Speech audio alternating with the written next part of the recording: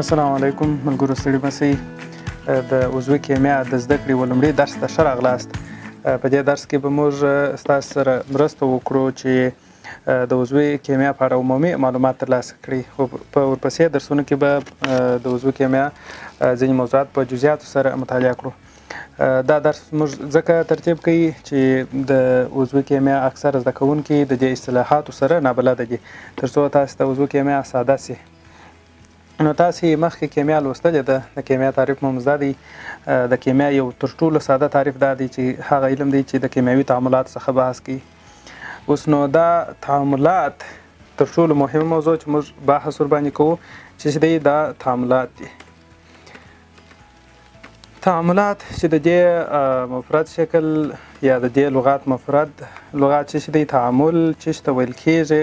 زه تاسو ته لومړی د تعامل تشریح کوم، ځکه چې ټوله کیمیا چې ده په دغه موضوعاتو باندې راڅرخي. کله چې دوه مواد سره یو ځای سي او یو داسې ماده ورڅخه جوړه سي چې خپل اولنی خاصیت ونه لري، دې ته تعامل ویل کېږي. که چیرې موږ دوه مواد سره ګډ کو، خپل اولنی خاصیت وساتي، دې ته تعامل نه ویل کېږي. نو هغه مخلوط دی چې خپل ډولونه لري. که مالګه اوبو ته ورواچو، د مالګه تروه ده، او اوبو چې ورواچو تروې اوبه په لاس راځي، دا تعامل نه دی، بلکې دا صرف د موادو ګډېدل دي. نو تعامل دې ته وایي چې خپل اولنی خاصیت د لومړني مواد چې خپل اولنی خاصیت په مکمل ډول د لاسه ورکړي او یو نوې ماده ورڅخه جوړه سي. هایدروجن رااخلمه، د اکسیجن سره یو ځای کومه. هایدروجن د اکسیجن سره د دې په نتیجه کې چې کوم شی لاسته راځي؟ اوبه. اوبه نه د هایدروجن شکل خاصیتونه لري او نه هم د اکسیجن. هایدروجن یو ظاهري غاز دی. اکسیجن هم یو غاز دی چې موږ تاسې تنفس کوو. خو کله چې اوبه په لاس راځي، دا اوبه د یوه عنصر خاصیت هم نه لري. نو اوس په عضوي کیمیا کې هغه تعاملات او هغه مرکبات موږ مطالعه کوو چې هغه په کاربن پورې مربوط وي. د کاربن مرکبات موږ مطالعه کوو. د کاربن خپل مرکبات، یعنی چې په هغه عناصر چې یوازې کاربن او هایدروجن پکښې کې، کاربن او هایدروجن یوازې پکښې کې دوی دوه، او یا هم د دوی سره ځینې نور مرکبات ورسره یي چې هغو ته بیا موږ د دې عناصرو د دغه مرکباتو مشتقات وایو. نو راځو شروع کوو. عضوي کیمیا په لنډ ډول تعریف زده کوو. وایي دا چې د عضوي کیمیا اصطلاح له ارګانیزم ژوندیو موجوداتو ته وایي. د ارګان څخه اخیستل شوی ده. ارګان عضوي ته وایي. او عضوه کم موجودات عضوي لري چې هغه ژوندي موجودات دي، د دې څخه اخیستل شوی ده. او په ارګانیزم کې د ټولو تعاملاتو بنسټ د کاربن مرکبات جوړوي. په دې ټولو کې مهم کاربن دی. اوس نو عضوي کیمیا دا داسې یو علم دی چې د کاربن د مرکباتو د جوړښت سنتیز، دغه دوه کلمې یوه معنا لري. جوړښت او سنتیز یوه معنا لري. د دې جوړښت او تعاملات په سیستماتیک او یا هم په ډیر دقیق ډول سره چې ټول اټومونه یې څیړي او د یو مرکب اټومونه معلوموي چې څونه اټومونه پکښې کې دي، شمېره څونه دی، شکل یې څه رقم شکل دی. دا سیستماتیک مطالعه ده. په دې ډول موږ مطالعه کوي. په دې علم کې موږ کولی شو چې په داسې ډول سره مطالعه کوو. عضوي کیمیا د کیمیا د علم دا یو بل تعریف دی. هغه څنګه ده چې د هایدروجن چې د هایدروکاربنونو او د هغوی د مشتقاتو څخه بحث کوي. هایدروکاربنونه د دغه نامه څخه اوس معلومیږي هایدروکاربنونه چې ته ویل کېږي. هایدروکاربنونه یعنی هغه مرکبات چې په خط او په خط د هایدروجن او کاربن څخه جوړ شوي. هایدروجن او کاربن څخه نو مرکبات څنګه جوړیږي؟ تاسو ته به دا سوال پیدا وي. هایدروجن کاربن څخه مرکبات په دې ډول جوړیږي چې کله موږ کاربن او هایدروجن سره یو ځای کو، دا نو موږ دوی څنګه سره یو ځای کو؟ په کوم نسبت باندې؟ که چیرې داسې وکړو، مثلا زه ولیکم که چیرې کاربنونه 2 دانې سي، هایدروجنونه به 2 دانې سي، شاید هایدروجنونه 4 دانې سي، شاید کاربنونه 2 دانې، هایدروجنونه 4 دانې سي. دغه نسبتونه بیا په کورنیو پر اړه لري. ځکه نو موږ د دې نسبت د مطالعې لپاره چې په کم ترتیب باندې په کم شمېر باید دوی سره ځای شي. آیا داسې کېږي چې کاربنونه هر څو دانې موږ هایدروجنونه ورته 2 چنده وکړو، په دا ترتیب سره یو ځای کېږي؟ که په دا ترتیب یو ځای کېږي چې کاربنونه هر څو دانې هایدروجن 2 چنده کوو، بیا 2 نور پر اضافه کوو، دغه ترتیبات بیا په مختلفو کورنیو پورې اړه لري. نو هایدروکاربنونه فقط او فقط هغه مرکبات دي چې یوازې د کاربن او د هایدروجن څخه جوړ شوي د دوی د تعامل څخه په لاس راغلي او دا لږ مرکبات نه دي بلکې په زیاته پیمانه بیخي په زیات شمېر مرکبات دي چې د کاربن او هایدروجن څخه جوړ شوي په مختلفو ترکیباتو په مختلفو نسبتونو دوی سره یوځای شوي دي او بیخي زیات شمېر مرکبات ورسره جوړ شوي دي. اوس نو که چیرې بیا د دوی سره دا رقم عنصر یا هم اکسیجن ورسره موجود وي په دوی کې یا نایتروجن موجود وي صحیح نایتروجن موجود وي په دریمه درجه اکسیجن نایتروجن موجود وي یا سلفر ورسره موجود وي یا ځینې نور عناصر موجود دي دې ته بیا هایدروکاربنونه نه ویل کېږي. هایدروکاربنونه خودي هایدروجن او کاربن دواړه پکې موجود دي د دې سره علاوه اکسیجن نایتروجن او سلفر او ځینې نور عناصر هم ورسره دي چې دغه ډول مرکباتو ته بیا د هایدروکاربنونو مشتقات ویل کېږي. دا د مشتقاتو کلمه دغه خبرې ته راجع کېږي. دا شاید تاسو ته سوال پیدا چې دا عضوي کیمیا څه شي د موږ ولې زده کوو څه ضرورت یې دی او که د چا نه زده شاید د دې مضمون څخه هېڅ هم نه راځي. نو اوس راځو یو څه موږ د خپل په ماحول کې چې هر څه وینو دا هر څه چې وینو که زموږ بدن دی او هغه څه چې موږ یې خورو یا هغه څه چې موږ یې اغوندو دا ټول عضوي مرکبات دي. نو په دې ټوله دنیا کې مرکبات به یا به عضوي یا به هم غیر عضوي په یا به عناصر دغه چې دي مواد ټوله یا به عناصر یا به هم مرکبات د هغه کسانو لپاره چې په دې موضوع کې تر مخه مطالعه نه یې کړې زه صرف لږ معلومات ورکوم چې عنصر څه ته ویل کېږي مرکب څه ته ویل کېږي. عنصر که تاسو ووینئ عنصر هغه ماده ده چې ټوله د یو ډول اټومونو څخه جوړ شوي. که زه د دې مثال یو ماده راواخلم ویې ګورم یو ماده زه رااخلم مثال زه اوسپنه رااخلم دا اوسپنه مطالعه کوم ګورم چې ټول مې وکتله د دې اوسپنې ټوله اټومونه سره یو رقم دي. د مطالعې لپاره زه یوه کوچنیترینه ذره رااخلم تر څو دغه یوه ذره زه وپېژنم نو بیا چې هر وخت ماته د اوسپنې یو ذره په مخه راسي زما په ټول خواص ځای دا ټوله اټومونه دغه کوچنۍ ذره دا ټوله سره یو رقم دي. نو عنصر هغه ماده ده چې د یو ډول اټومونو څخه جوړ شوي.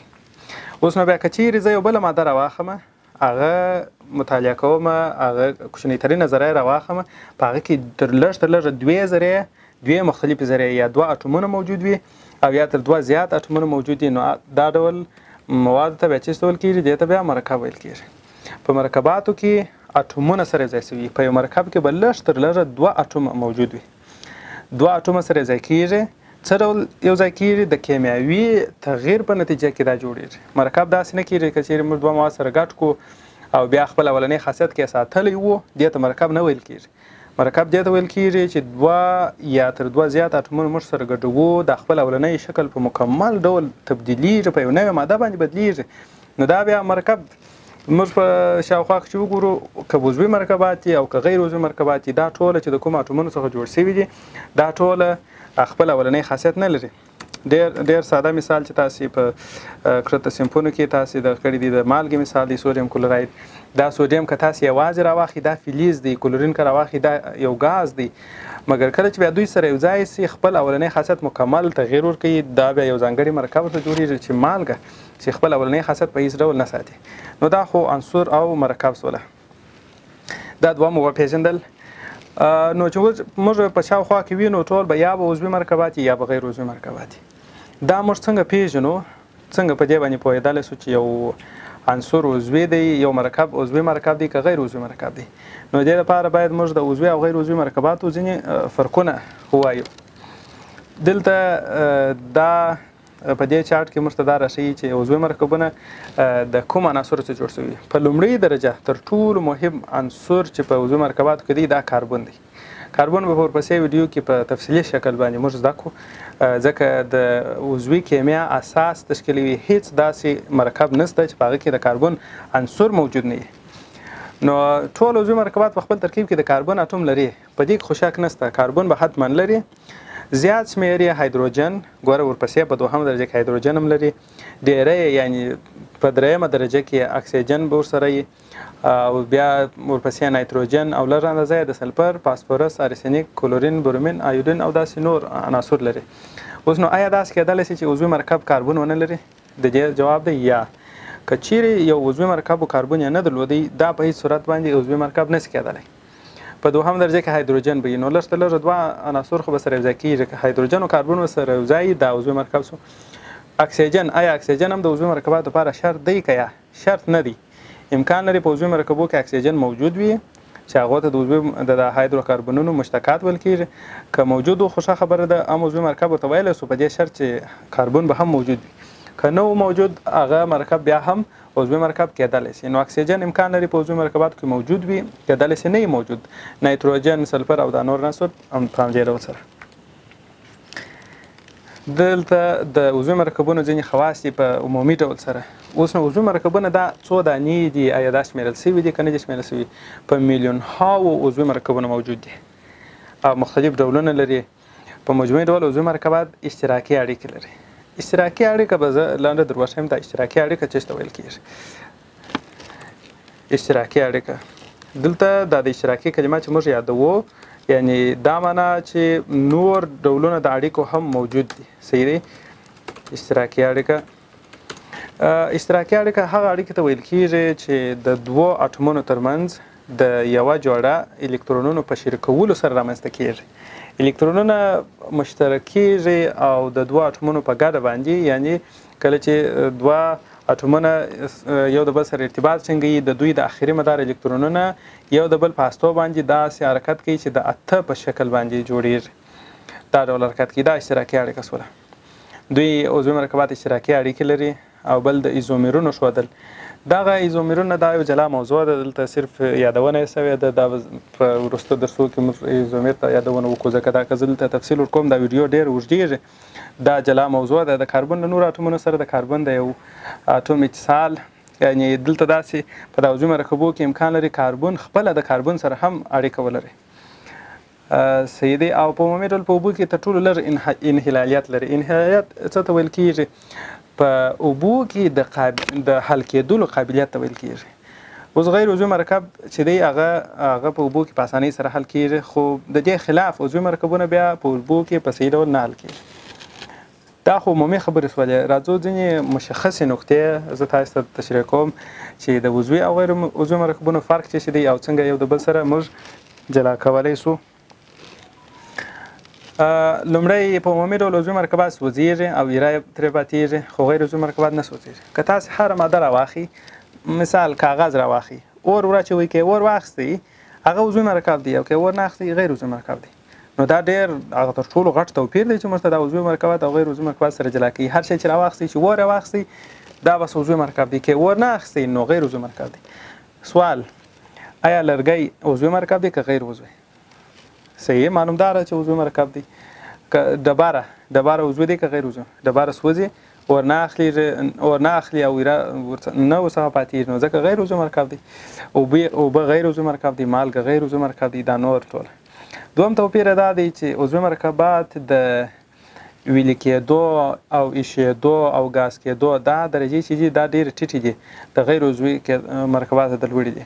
که یو عضوي مرکب راواخلو هغه داسې لږ حرارت ورکړو دا ویلې کېږي، که جامد شکل ولري په لږ حرارت سره ویلې کېږي، او که یو څه نور حرارت ورکړو دا بیا په جوش باندې په اسانۍ سره راځي. خو غیر عضوي مرکبات د دې خلاف دي. اوس مالګه غیر عضوي مرکب دی، په ډېر لوړ حرارت سره مالګه ویلې کېږي او یا چې بیا په جوش راولو دا ډېر لوړې تودوخې ته اړتیا لري. دریم، عضوي مرکباتو کې د تعاملاتو سرعت کرار او غیر عضوي مرکباتو کې چټک دی، ډېر تیز دی. عضوي مرکبات چې کله تعاملات سرته رسېږي دا ډېر سلو سرته رسېږي. د دې تعاملاتو یو مثال دا دی کله چې یو سیب ورستېږي. سیب عضوي مرکب دی، کله چې ورستېږي دا په یو بل عضوي مرکب بدلېږي. دا تعامل ډېر کرار دی. خو غیر عضوي مرکبات دا چې کله تعامل سرته رسېږي دا ډېر په تیزۍ سره، که موږ یوه ټوټه سودیم راواخلو اوبو ته یې واچوو دا به بیخي په 2 دقیقې کې دا تعامل په 2 اعلانه ځینې فرق لري په ځینې حالتو کې. کله چې موږ د سودیم اندازه لږ اندازه اوبو ته واچوو دا ډېر په تیزۍ سره اوبو کې تعامل سرته رسي او په سودیم هایدروکساید باندې بدلېږي. نو دا چې دا غیر عضوي مرکب ورسره جوړېږي نو ځکه تعامل به ډېر تیز وي. او بله خبره دا ده عضوي مرکباتو کې رابطې اشتراکي دي، چې اشتراکي اړیکې مې درته تشریح کړله. هغه اړیکې ته ویل کېږي چې د دوو یا څو اټومونو ترمنځ د الکترونونو په شریکولو سره منځته راځي. او پنځم، د عضوي مرکباتو بله ځانګړنه یا بل خاصیت دا دی یو کاربن خپله د کاربن سره اړیکې لري. دا به زه اوس تشریح کړم چې دا یو کاربن څنګه د بل کاربن سره اړیکه لري. کاربن په دې ډول د بل کاربن سره اړیکه درلودلی شي. تاسو ورته ګورئ دا اشتراکي اړیکه خو به حتما یي اشتراکي اړیکه خو ده نو اوس به څه ډول دا اشتراکي اړیکه وي؟ اشتراکي اړیکه امکان لري یو کاربن د بل کاربن سره یو ګونې اشتراکي اړیکه ولري. یو کاربن چې بیا تاسو ته دلته بیا هم ولیکم لوړ لیکلي دي، یو کاربن د بل کاربن سره یو ګونې اشتراکي اړیکه لري. دا به یو داسې ډش په داسې نښه باندې ښودل کېږي. امکان لري یو کاربن د بل کاربن سره دوه ګونې اړیکه ولري. دغه دوې لیکې د دوه ګونې اړیکې معنا لري، او امکان لري یو کاربن د بل کاربن سره درې ګونې اړیکه ولري. دا درې ډوله فقط دا درې ډوله اړیکې یو کاربن د بل کاربن سره درلودلی شي. صحیح، تر دې ځایه خو مشکل نشته. نو دا فرقونه شولی. شپږم فرق، عضوي مرکبات ځانګړي ګروپونه لري چې دې ګروپو ته فنکشنل ګروپس ویل کېږي. وظیفوي ګروپونه ورته وایي. دا وظیفوي ګروپونه ورته وایي.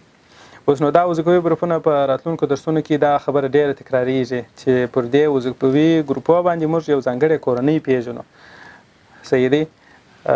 تاسې به حتما لیدلي اوس مثلا OH دا داسې وظیفوي ګروپ لیدلی چې دا د الکول معنا لري، یا CHO داسې د الډیهاید وظیفوي ګروپ. هره عضوي کورنۍ پر یو ځانګړي وظیفوي ګروپ باندې ویشل کېږي، باندې پیژندل کېږي. دغه وظیفوي ګروپ که چیرې په هر مرکب کې OH موجود وي نو دا موږ پیژنو چې دا الکول دی. دا صرف دلته یادونه وسوله. دا په اصل کې په وروستو درسو کې کله چې موږ د الکولو بحث کوو نو په دې موضوع باندې موږ ډېر پوهېږو. نو خدای دې وکړي چې تر دې ځایه پورې تاسې د عضوي کیمیا په اړه یو لږ فکر ترلاسه کړي. که چیرې تاسې پوښتنې لرئ تاسې کولی شئ په کمنټو کې خپلې پوښتنې ولیکئ. دغه ویډیو د خپلو ملګرو او دوستانو سره شیر کړئ تر څو زه وپوهېږم چې دغه ویډیو ستاسې په ګټه تمامېږي. که چیرې دغه ویډیوګانې ستاسې ته ګټورې تمامېږي نو زه به انشاءالله په آینده کې دغه ډول ویډیوګانې ستاسې لپاره ډېرې اماده کړم. نو تر بلې ویډیو پورې تاسې ښه وخت ولرئ.